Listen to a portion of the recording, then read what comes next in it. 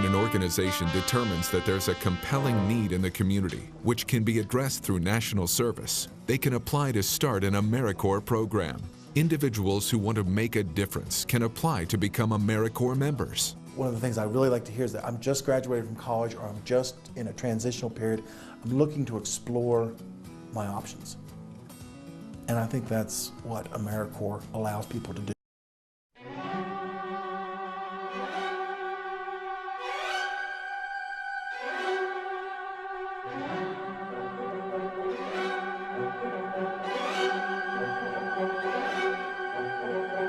Carpenter's Corner is a soup kitchen. There are so many people in our area who need a helping hand.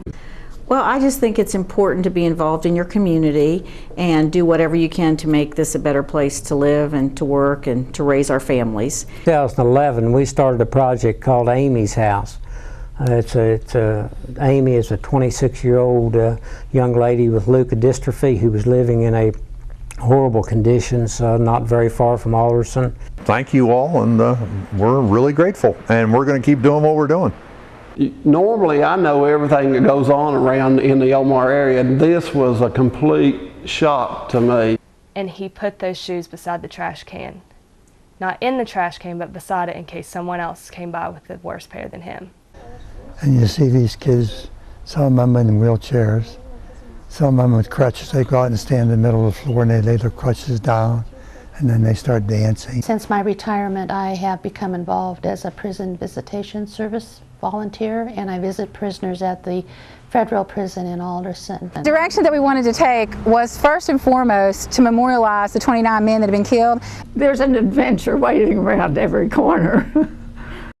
It's a message from the present to the future, and it'll be there for a long time through the Library of Congress. And that's why this is important. It'll be very important to people who aren't even born yet. Vaughn makes a very valid point that the best, most successful community outreach and community development comes from people who are acting in their own self-interest. My wife and I got involved in Heritage Station and in community development in Huntington because we wanted to live in a really cool town and we didn't want to move. As a volunteer, I just feel more wanted and needed and loved and respected than I've ever felt in my whole life.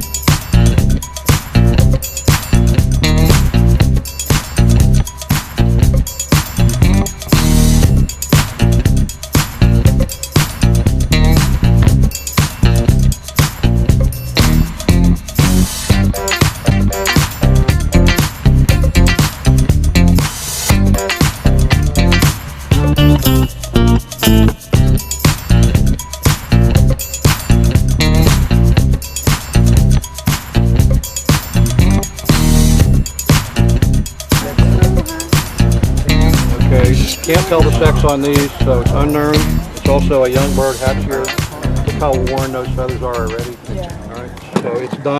Bird, you're here. I'm squirt. You're here. There may be some more birds back here in the back. Yeah. So right hand or left hand? Right. Squirt your left hand. Your right hand's free to record data. I'm really You're a scientist today. Yeah. Right, song sparrows are also low birds. Okay. So is it going to drop to the ground? Go squirt.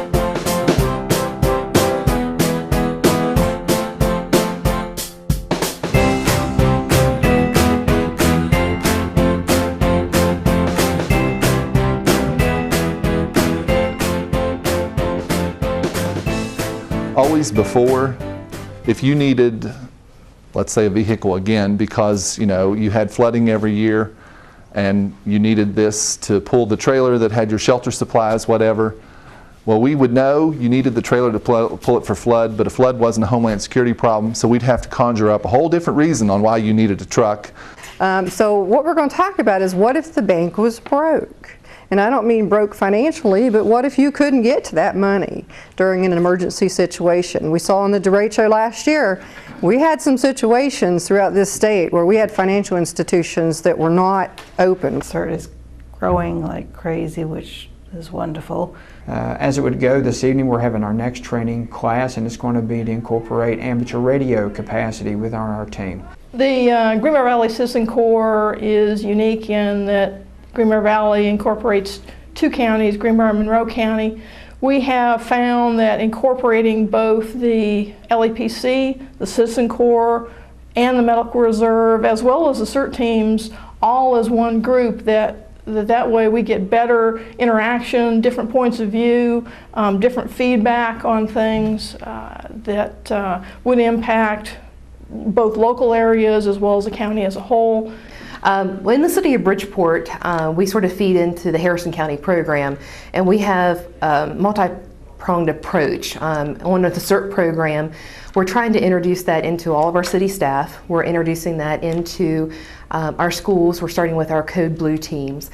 And we're also introducing that into our Project CARE program, which stands for Community Awareness and Readiness for Emergencies.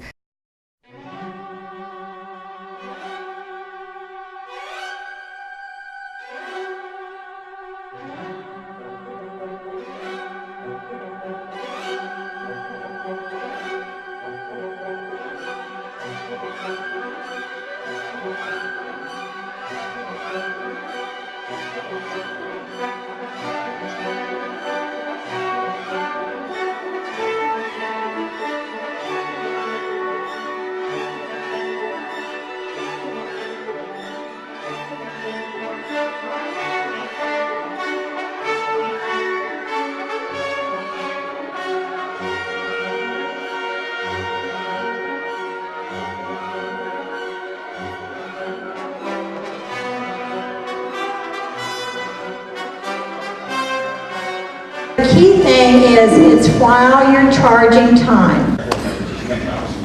That's good because this part starts right now. There he is. Hey, Mark. There you go, man. You remember me? Man, you want to roll one? Yeah, that's it. I got somebody else. End of semester party, go down a little bit. We could use some booze though.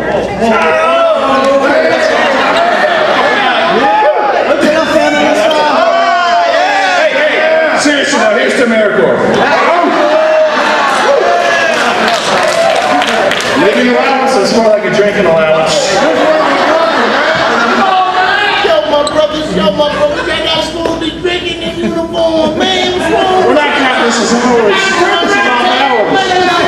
I can't be in uniform. I'll take it off. I'm going to go tell Betsy. No, we ain't going to go. I got to take a picture of this. Hold on. Members can continue to receive a living allowance and benefits if released for cause or placed on suspension. False. True. True, that's false. 650 backpacks, 2 hours, U-Haul's there, lots to unload. Good luck.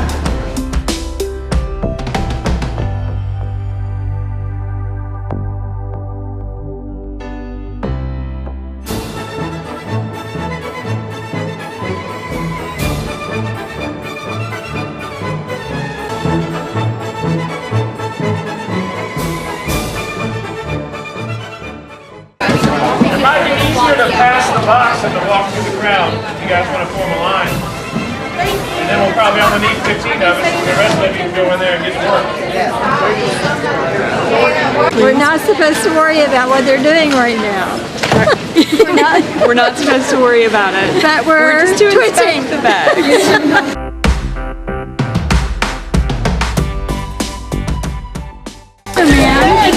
What you're doing here at this table? I'm an inspector. And what does an inspector do? I make sure that everything that is on this list it in the bag. And have you found a lot of bags that are missing a thing or two? Or? A few people are in a hurry. Okay. I just don't get why they don't trust that we're going to put all the things in the bag. I don't think they should trust me. I think I screwed up.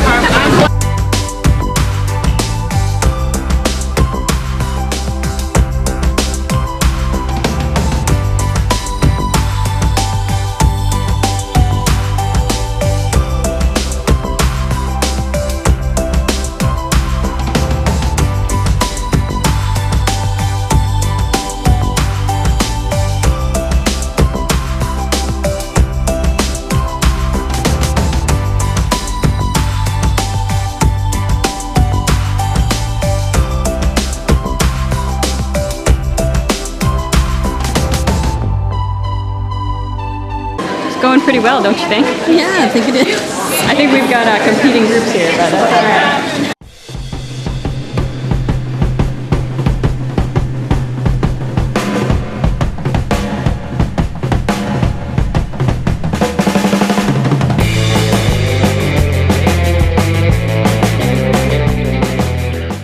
It's going pretty well.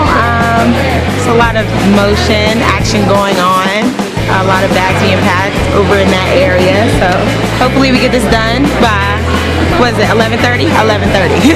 And what's your name and which program are you? I'm Khadijah, I'm with LifeBridge.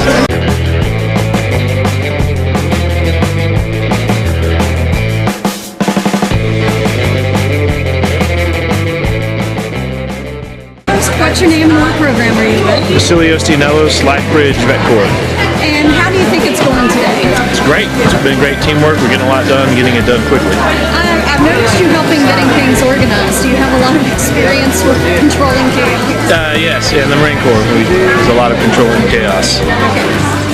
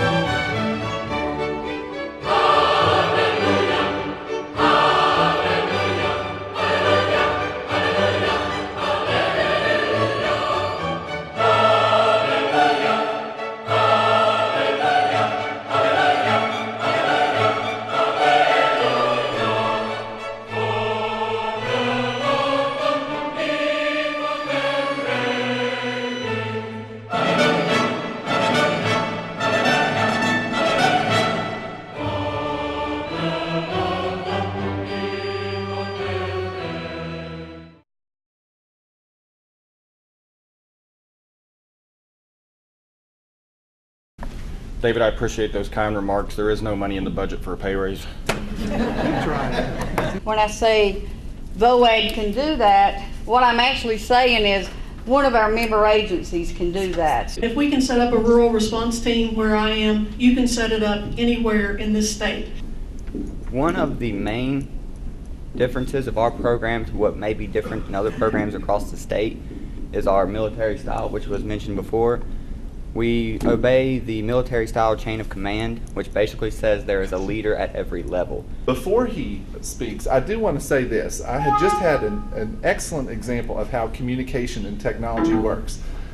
Fran, if you could please withhold saying, just if you want something, just ask, because while we have been sitting here during the Teen Cert presentation, at least $7 million of requests from Homeland Security grants came in.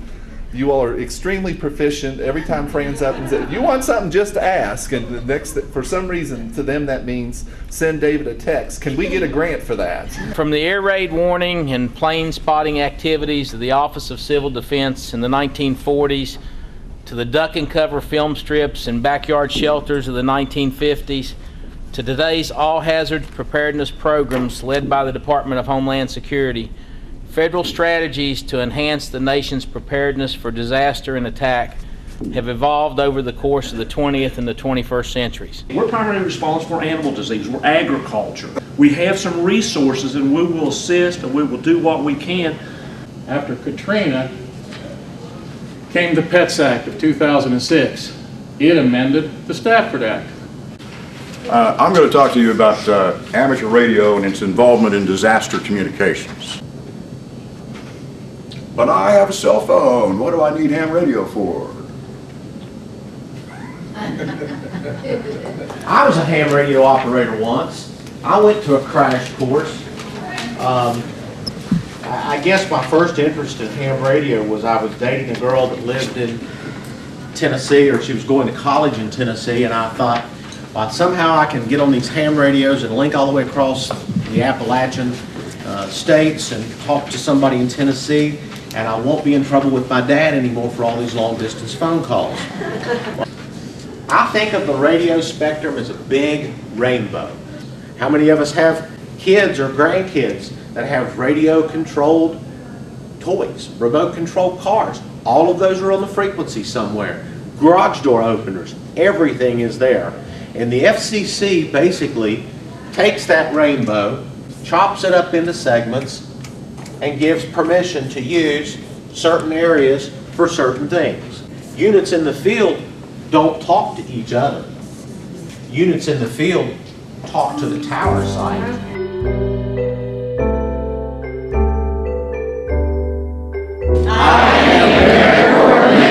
And I will get things done. And I will get things done.